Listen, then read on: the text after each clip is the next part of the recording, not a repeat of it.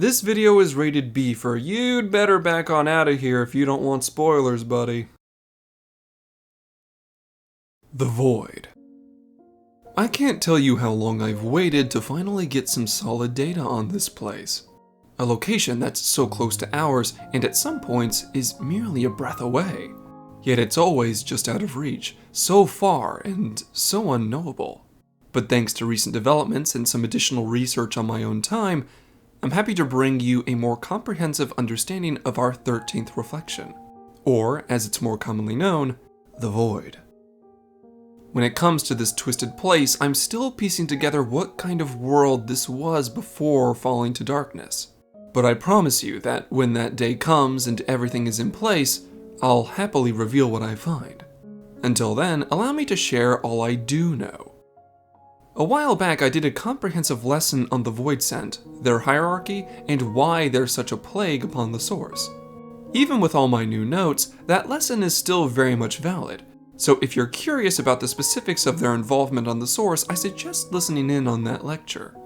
However, there were things back then I was uncertain of, but while some of those curiosities have turned into fact, I'm left with even more questions in other regards. And those are the things we shall be discussing today. So, let's start from the beginning. What we know as the Void was originally the 13th reflection of our world after Hydaelyn had sundered it. The Ascians that managed to escape the worldwide effect of Hydaelyn's power were known as the Unsundered, of which there were only 3, Lahabrea, Emet-Selch, and Elidibus.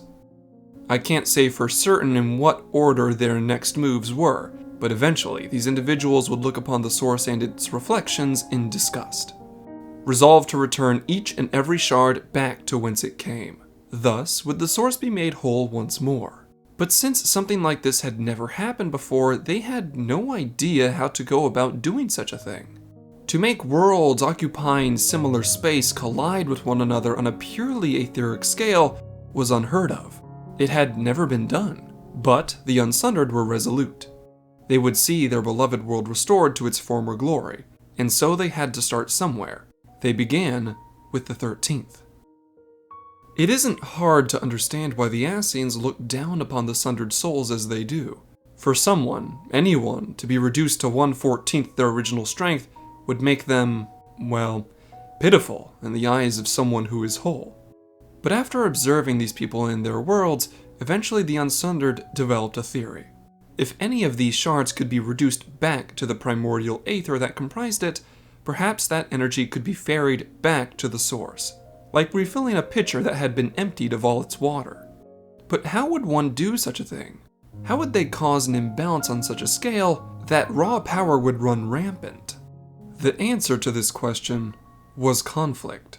Conflict, by its very nature, is a cornerstone of change, as nothing comes out of conflict the same as it went in, and nothing agitates a world's aether than conflict on a worldwide scale. You see, before the Sundering, the idea that the source could be tipped so far in any one direction on the ethereal scale was unimaginable because of its density. However, these worlds were now only 1/14 their original etheric density. Energy on that small of a scale was much more easily directed. So, they put their plan into motion, attempting to reduce the 13th to a form they could more easily feed back to the source. But as we all know, it didn't go as they expected. As I already said, this had never been attempted before, and they had no idea what even 1/14 of the world's power was capable of when pushed beyond the breaking point. And then it happened, the Flood of Darkness. The Ascians got what they wanted. The aether that made up the 13th shard was pushed too far in one direction, and without balance, the power raged across the world unchecked. Like a horrible infection, it corrupted everything it touched, forcing all aether it came into contact with to become just as twisted and imbalanced as it was. The more aether that was corrupted, the faster it spread, and eventually it consumed the entire world. The 13th had officially become the Void. The aether that living beings are comprised of was not spared either, as everyone living on the 13th was converted into what we now call the Void Scent. This, of course, was not what the Ascians had wanted. Not at all.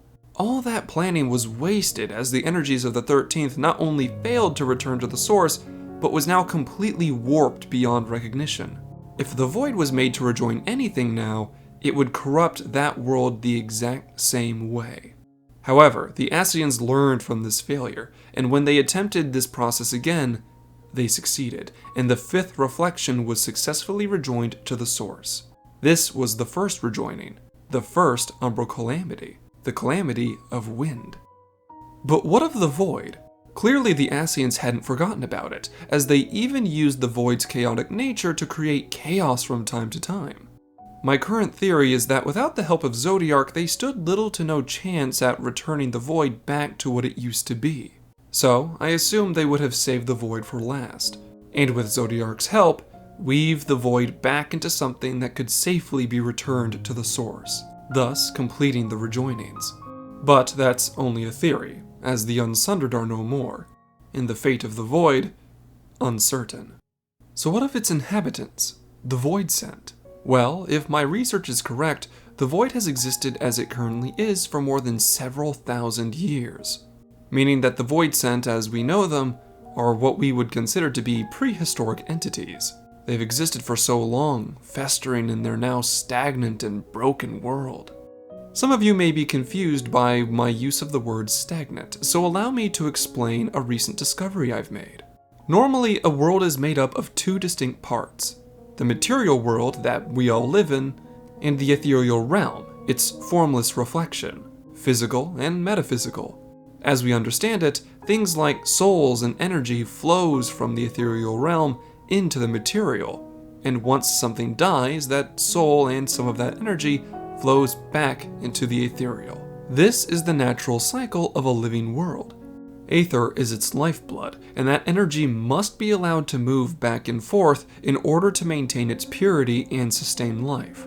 But from what I've observed, the void no longer does this. It would appear that the natural barrier that originally separated the material and ethereal realms has been shattered by the flood of darkness, or, at the very least, no longer functions as it should. This world no longer follows the same physics or principles that a material realm should. Random objects appearing out of thin air, stones floating with no magical assistance, entire land masses adrift in a sea of nothingness. And that's not even getting into the many anomalous properties I've made notes on. Simply put, I've observed traits of the material and ethereal realm within the void at the same time. This would mean that the Void Sent have existed in what is essentially a dead world for more than several thousand years. Whereas the aether of our world flows like an endlessly recycling river, this world is more like a festering pond that hasn't moved at all for ages. And since this energy no longer flows as it should, it's understandable why the Void Sent are so ravenous.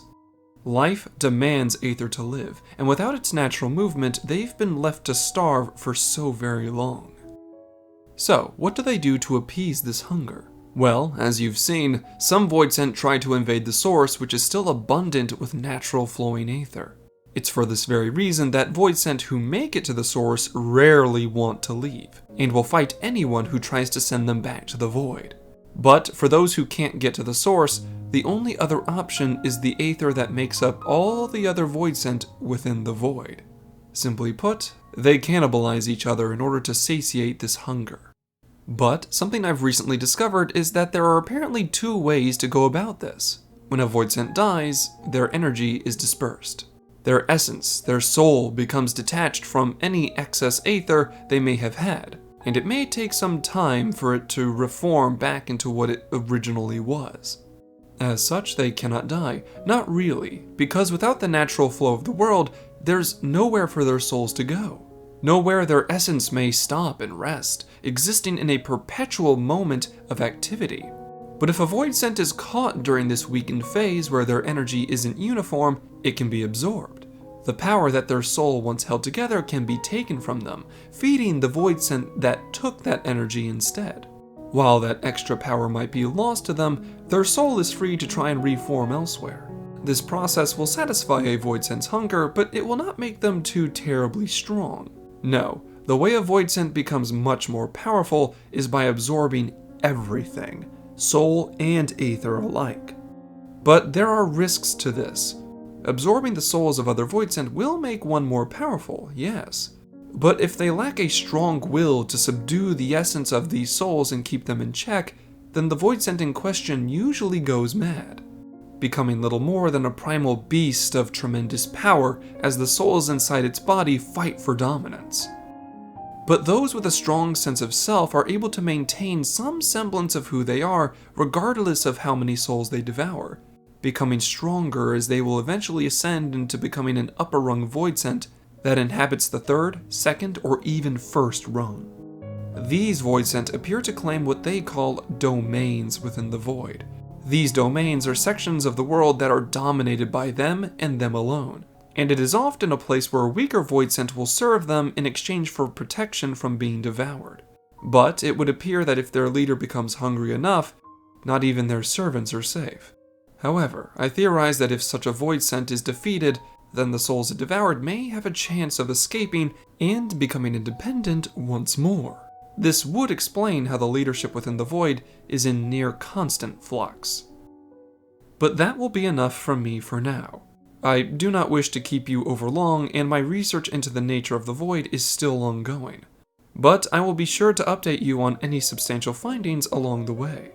If there is a specific aspect about the void you wish to discuss at a later date, let me know. So, until next we meet, stay safe, my friends. Thank you all for watching to the end. If you enjoyed this video, why not subscribe and share this with your fellow adventurers? With your help, I'll try to reach out even further and bring even greater stories to you. Although, I'd be remiss if I didn't acknowledge my biggest contributors.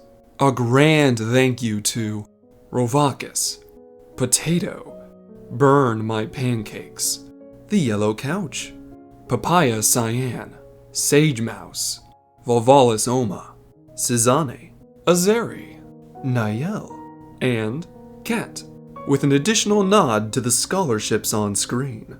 Links to things like my Twitter and that of my channel artist Caddy can be found in the description. Thank you all for your viewership as well as your support, and I hope all of you have a wonderful day. Class dismissed.